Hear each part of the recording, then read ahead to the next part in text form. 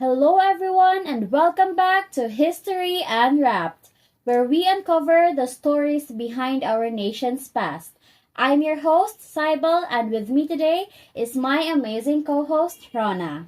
Hi everyone! Today's episode is very special because we're diving into one of the most powerful works in Philippine literature, El Filibusterismo, by our national hero, Dr. Jose Rizal.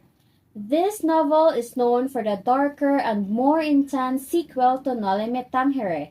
It explores anger, corruption, injustice, and the longing for real change. Topics that still feel familiar in our society today. Before we unwrap the chapters, we want to introduce the key characters you'll encounter in this story. First is Simon, the mysterious jeweler who is actually Crisostomo Ibarra in disguise, returning with a heart hardened by pain and a plan fueled by vengeance. We also follow Basilio, now a young medical student shaped by tragedy, loss, and the harsh realities of colonial society. We'll also encounter powerful officials, influential friars, passionate students, and ordinary citizens caught in the struggle between oppression and the fight for freedom. These characters bring Rizal's message to life. And to make today's discussion even more exciting, we have our special guest today. We have Gian, Hello everyone! we have Krisha, Hi guys! Chelsea, Hello! and Justin. Hi! Joining us as we explore and unwrap the world of El Filibusterismo. With everyone here and ready, together, let's History Unwrapped!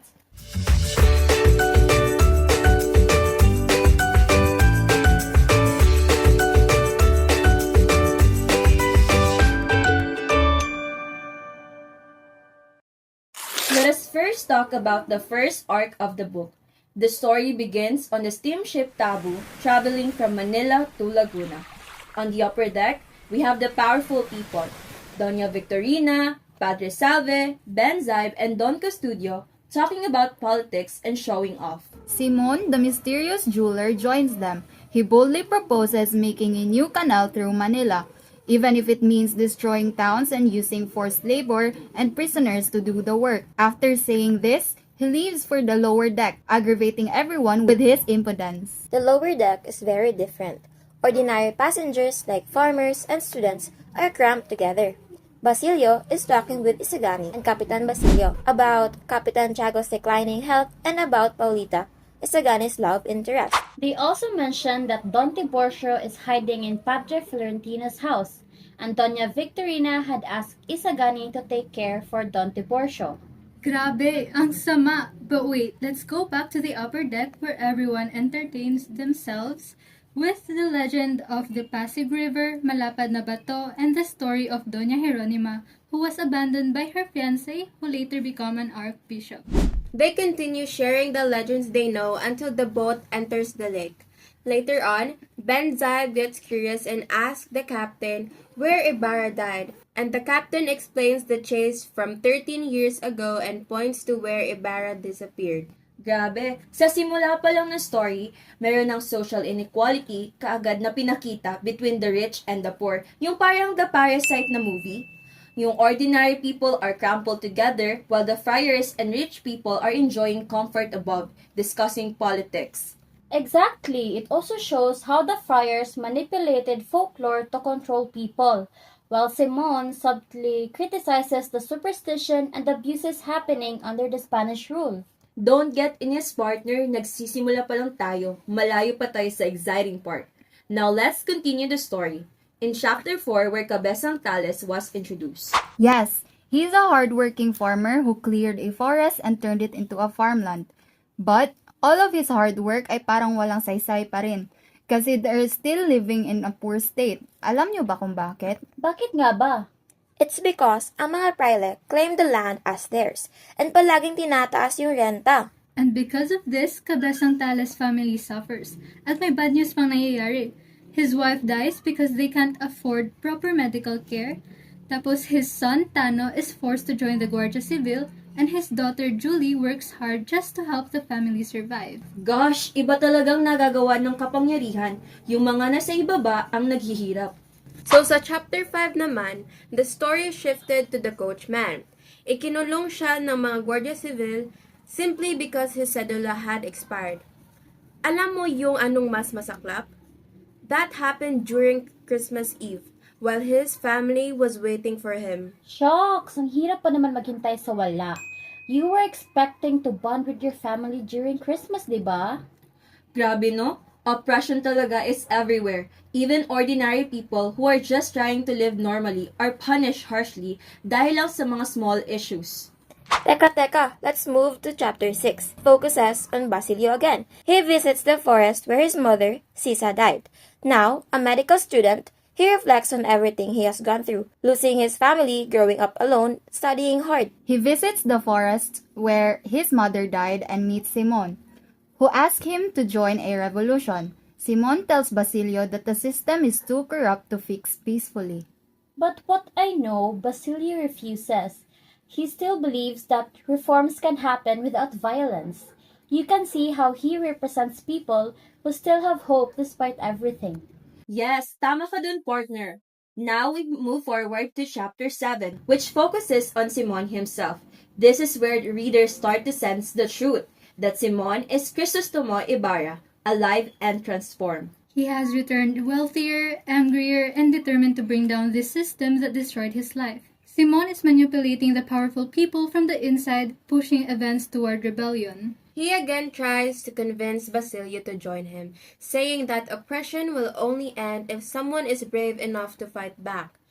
This chapter sets the stage for the bigger conflict that's coming. So, from chapters 1 to 7, we can see na inequality, abuse of power, and the struggle between reform and revolution are all building up. Each character represents a different approach or response to oppression. Exactly, and Simon's presence creates tension because we know he's pushing everything toward a major change. The first half of the first arc ends with a rising frustration among the people and the hint of a coming revolution. Alright, moving on to chapters 8 to 14. Ito na yung part where life under Spanish rule gets even heavier. Like, hindi lang farmers ang nahihirapan, pati students mismo. Yes, partner, and we will start with chapters 8 to 10, which focuses on the story of Julie and her father, Cabezang Tales. Here we met Julie, who wakes up on Christmas hoping for something good to happen. Instead, she receives a letter saying they need more ransom money for her father. Imagine, Christmas pa yun. And she ends up working as a servant kasi she has no other choice. And her father, Cabezang Tales, grabe yung pinagdaanan niya. While he's away, the friars take the land he worked so hard to clear and turn into a farm. Like, he built everything from scratch, tapos kukunin lang. I know, right? His family falls apart. His daughter gets taken, his father becomes mute from fear, and everything he worked for disappears. By the end of chapter 10, he finally snaps and joins the bandits to take revenge. Honestly, no one can blame him. Rizal really shows here in this chapter how injustice pushes good people into becoming desperate and angry. And after that heavy part, chapter 11 brings us to the government and the friars. Pero same energy pa rin ha, corruption everywhere. Yes, and in chapter 11, there's this big meeting at the Governor General's rest house. Pero instead of discussing how to help the people, the officials are just thinking about power, money, and their own interest.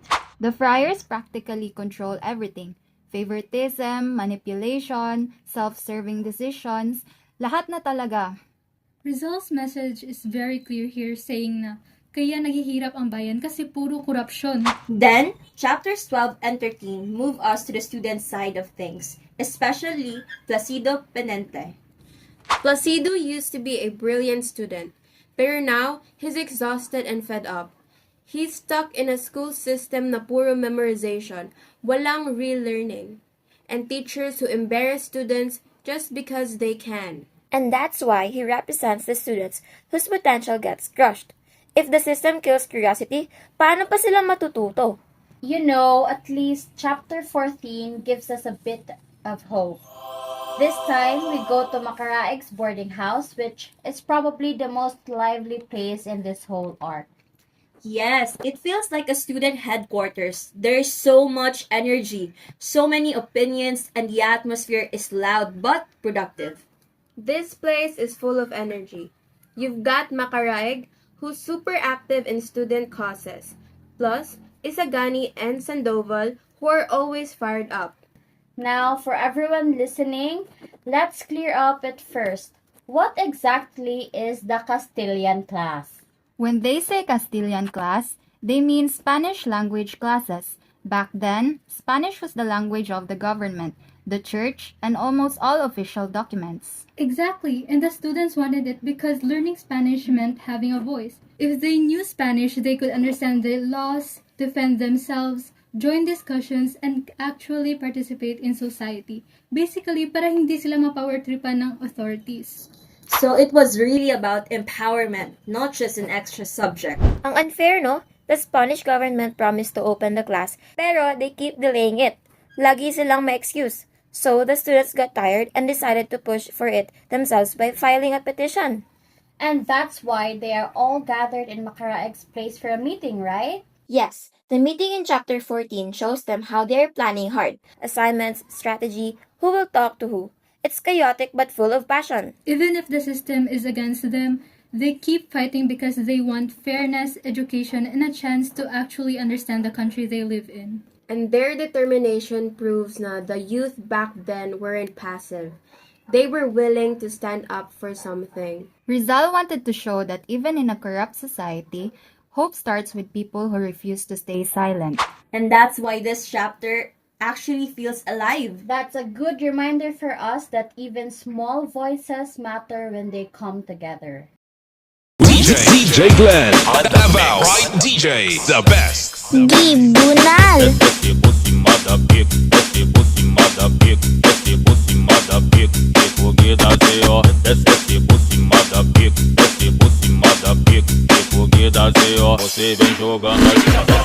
Plus, kaya I choose yung keratin na may plus. Keratin Plus. Hello guys! Welcome back to History Unwrapped. Now, let's continue sa next arc ng El Filibusterismo. If Arc 1 focuses on inequality, student struggles, and rising tension, Arc 2 is where everything becomes darker, heavier, and more personal for the characters. Yes, ito na yung arc kung saan makikita natin how corruption affects even education, government, and individual dreams. Let's start with the school system. Chapter 15 focuses on the students again, this time sa loob ng University of Santo Tomas. Here, students like Pecson, Sandoval, Isagani, and Tadeo argue about the Spanish class petition. Pecson is pessimistic, Sandoval is super optimistic, and Tadeo, walang pake, laging absent, resident bahala na student. But even in the middle of the debate, it shows how confusing and unfair the system is. The government promises something, tapos puro delay or excuses. Chapters 16 and 17 highlights this even more. When the students visit the higher officials to support their petition, they are ignored or mocked. Nakakainis kasi they're trying so hard but the people in power don't take them seriously. Meanwhile, Makaraig, the wealthy and influential student, plays a big role here. He's confident na ma-approve ang Spanish class because he has connections. Despite that, the officials keep delaying things, showing how powerless even wealthy students can be when the system is corrupt. So chapter 19, we enter the house of pious couple. Mr. Leeds introduces the mysterious play, The Tale of Ibong Adarna style magic show using the Sphinx. This chapter actually shows something rare, an artistic attack on the friars. The show exposes Father Salve's secret and hypocrisy. Grabe! Father Salvi runs out, super shaken, as if tinamaan siya ng guilt. Symbolic talaga. Chapter 20 naman shows the public's reaction. Lahat shocked, curious, or scared. But the message is clear. Even secrets of the powerful can be exposed. Moving to chapter 21 takes us to Capitan Tiago's house. Here, Basilio sees Tiago's health worsening because of opium addiction. This chapter also reveals how the friars manipulate even sick people for control. Father Irene pretends to help, pero he's after Tiago's will. Basilio tries to help Tiago medically, but he's ignored because the friars hold more influence. Parang, good intentions ka? Wala yan sa connections. Now, let's move on to chapter 23, where it focuses on the students' hope for the Spanish class. They think na malapit na, but the friars sabotage everything. And in chapter 24, the friars twist the narrative, making it look like the students are rebels. They even target Isagani and the others. Grabe, this shows how the powerful twist stories para sila pa rin ang tama, kahit klarong hindi. Here comes one of the darkest moments, chapter 25. Cabezang Tales returns after joining bandits, and he's now hardened and cold. He kills the friar who took his land and the wealthy man who bought it. After years of abuse, he finally snaps. This chapter shows how injustice turns victims into desperate people. And when Tales leaves, he takes Simon's revolver, symbolizing that he accepted revenge fully. Moving on to chapter 26, it focuses on the wedding proposal event of Juanito and Paulita. Simon secretly plans to use the celebration for his grand plan. Simon gives a lamp na may hidden bomb. Once the lamp is lit at the wedding, it will explode, starting a rebellion he has planned for years. Grabe ang bigat. Simon is willing to kill everyone in the room. Friars, government officials, and even innocent people, just to spark change. Meanwhile, Basilio is torn. He's grieving Julie's death, and Simon tries to recruit him again. Basilio finally agrees this time, not out of ideology, but out of anger and loss. Chapter 28 is the climax. The wedding happens, the lamp is in place, and the plan is seconds away from happening. But Isagani suddenly appears. He sees Paulita and, out of love, grabs the lamp and throws it into the river. And boom! Simon's entire revolution plan falls apart, literally and figuratively. Chapter 29 shows Manila full of panic and rumors. Authorities arrest students, blame anyone they can, and create chaos. And Simon, furious, defeated, and desperate, his dream to destroy the system collapses because of a moment of human emotion. Arc 2 shows how everything is reaching a breaking point. Students suppressed, families destroyed, corruption everywhere. Every chapter feeds into the central theme. When a society is deeply corrupt, even the educated, the innocent, and the hopeful are pulled into tragedy. Simon's failure marks the turning point of the book. And from here, Arc 3 will dive into the consequences, truth, confession, and their final resolution.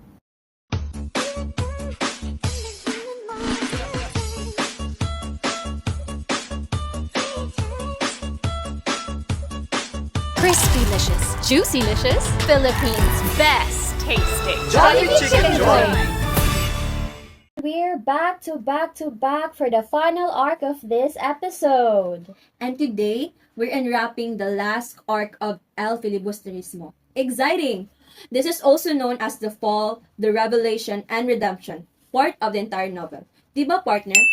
During our last arc, we already tackled a glimpse of the climax of the story, Paulita's wedding, and the failed revolution. Now, we will discuss more on the details of the wedding leading up to the finale. So, ready na ba ang lahat?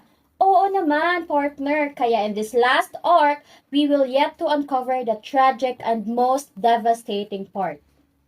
Partner, we almost forgot someone very important. Ibarra's partner, Maria Clara, the symbol of women, pure, innocent, yet trapped by society. Yes, I remember after losing Ibarra, she retreats to a convent seeking peace, but years of sorrow and isolation wear her down, and she eventually passes away. Her death deeply affects Simon, fueling his anger and driving his revolutionary plans. Her loss turns personal grief into a burning desire for justice. Maria Clara's life and the passing reminds us of the lost innocence, the suffering of women, and the personal stakes behind the fight against oppression. And on the other hand, according to chapter 30, another love story arises. Julie is trying to save Basilio as a juvenile. Ah, yes, that's correct. The chapter started when Julie found out that his lover Basilio was imprisoned for sedition. Actually, dahil lang may medical book siya. That was so low of him. But in reality, they were triggered. That's the real reason why they put Basilio in jail. Because they were so afraid na malamangan siya sa katalinuhan ni Basilio. I mean, we cannot deny the fact Basilio was a genius. Medical student and studious pa talaga yan siya. He is a catch actually. Say less, partner, one of a kind. That part of the chapter itself screams abuse of power of the government. I mean, takot ba silang malamangan sa katalinuhan o dahil unti-unti nang namumulat ang mga kabataan? So the story goes that Julie is finding a way to earn money, but it's still not enough. They were so short of money that they asked Hermana Bali for help. So she told Julie to ask help from Padre Camora in exchange of, Oh my gosh! Really? How evil of that priest! Kung sino pa ang taga-kumbento, siya pa ang kampon ng kadiliman. Padre Camora, his character manipulates, raped, and abused women to death. Oo nga, she was actually bribed that in order for her to bail Basilio out of jail, she should freely offer her body as a sacrifice. Honestly, nakakasuka. But then I love how Julie stands on her own foot. Kaya pala women empowerment arises in today's generation. anyway, she declined the offer, but then terrific news happened. Sadly, she jumped out of the window sa kumbento and took her own life. Wait, what? Where is justice? Sadly, in this time, justice for women is non-evident, nowhere to be found. There were actually rumors spreading about Padre Camora that time. Yet, there was no action taken from the government. Ang galing naman talaga. Ang mga makapangyarihan ay walang ibang alam kundi samantalahin ang mahina. These were actually the words that Julie said back then. Grabe no? This was actually heartbreaking and evident how women were taken advantage of before and even until now. Abuse of power at women's oppression. The church, the government, na dapat proteksyon, naging pinagmulan ng pag-aabuso. That is really true, partner. But on the other hand, the bravery and courage of Julie took my attention. I mean, she really left with a lesson to young women to take courage and stand on your right. She screamed silent resistance. In chapter 31, there was actually a high official who stands on truth and justice for the oppressive side. After the devastating event came hope and resilience. Yes, I've heard that he actually flew to the Philippines. Around this time, that high official knew about the recent news and rumors happening, and he actually flew to witness some of it. When he arrived, he was actually mad at the friars and to the Capitan General because he witnessed how they imprisoned an innocent man, which is Basilio, without justifiable cause. I love how he is molded with justice and integrity. That man has principles in his blood. He actually emphasized this line in their argument with the Capitan General. Hindi maaaring tawaging katarungan ang pagsunod sa lakas at pagwawalang bahala sa mahina. And it was followed by this line also. Pinipilit niyong manatili akong bulag, pero hindi ko pinagkakanulo ang aking konsensya. It's really sexy to hold on to your principles, but even so at that time, hindi siya pinakinggan. The friars manipulated everything again. In the end, he resigned from his position, symbolizing the failure of reform and the collapse of integrity within the colonial government. Grabe no? How scary! Abuse of power, corruption, oppression of women, parang hindi lang pang 19th century. True. Right now in the Philippines, we are having the same crisis. May parallels of flood control scandal. Yung mga nasa pwesto, ginagamit ang posisyon for personal gain habang ang tao ang nagdudurusa. This arc just keeps deeper and deeper. Right. So in chapter 32, it opens with Simon, injured, sick, and exhausted, escaping after his failed uprising. He hides in the home of Padre Florentino. Imagine the weight on his shoulders. His entire plan collapsed. Innocent people suffered, and he has nowhere else to go. Not just physically wounded, Simon is emotionally crushed. He starts reflecting on everything he's done. Right. And this is where we see the truth behind his motives. He didn't fight for the country. He fought to avenge his past, his pain, his heartbreak as Ibarra. Basilio's fate haunts him as well. Simon realizes he dragged the youth into destruction, just as society destroyed him. Chapter 32 is literally Simon staring at the consequences of every decision he makes. Moving on in chapter 33, the city becomes tense. Rumors of rebellion are everywhere. Basilio, who is finally released from prison, is walking through the streets, hopeless, thinking of losing everything. But suddenly, he meets Simon, who is now very sick, but still pushing forward with his master plan. Now this is where Simon offers Basilio a crossroads, either to join the revolution or stay oppressed forever. Right, after he lost everything, if I were him, I would gladly join and make them suffer. But Basilio initially refuses, yet that decision didn't last long. Not with what's coming. Oh my! Did Simon plans push through? Well, now in this chapter, at the house of Don Timoteo Pelaez, a glamorous wedding feast is underway for Juanito Pelaez and Paulita Gomez. Yeah, I felt bad for Izagani. I suddenly remembered Paulita is her ex-lover. Who planned the lighting and decorations?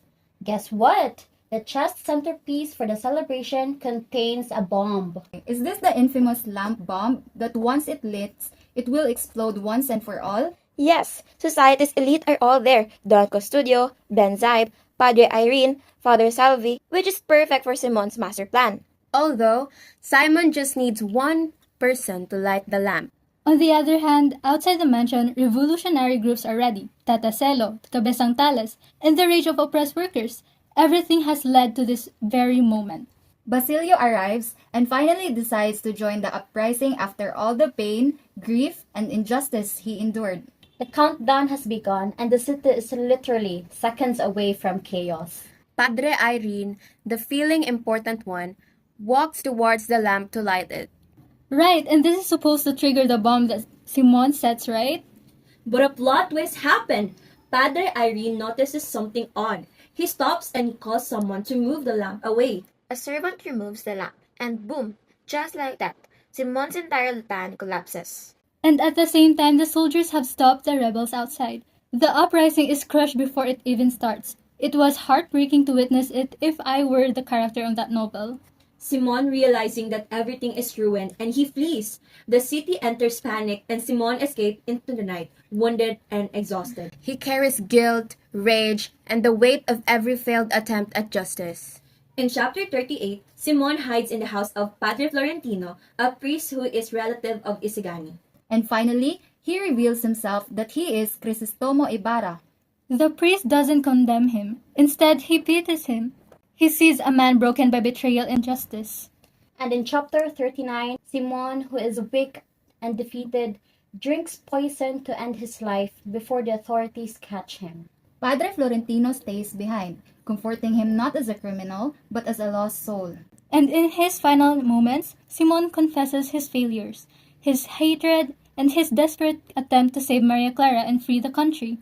When Simon dies, Padre Florentino throws the chest of jewels, a symbol of corruption and suffering, into the sea. Letting the ocean take the cursed wealth, hoping that someday the country will find redemption through pure, selfless love for the motherland, not violence or greed. And that wraps up our today's episode of History Unwrapped, where we uncover the stories behind our nation's past. A big thank you to our wonderful guests, Gian, Trisha, Justin, and Chelsea, for joining us today and sharing your insights. Your perspective truly helped us unpack the deeper meanings behind the characters and events. Absolutely. And as a reminder to our listeners, El Filibusterismo is more than a story. It's a reflection on society and its political issues. History teaches us lessons, but it's up to us to apply them to our society today. Until next time, stay curious, stay thoughtful, and keep exploring the past with us. I am Cybele, your host. And I'm Rana, your co-host. And remember, kids, your vote is power, your vote is voice. Make it wise, make it a choice. Bye!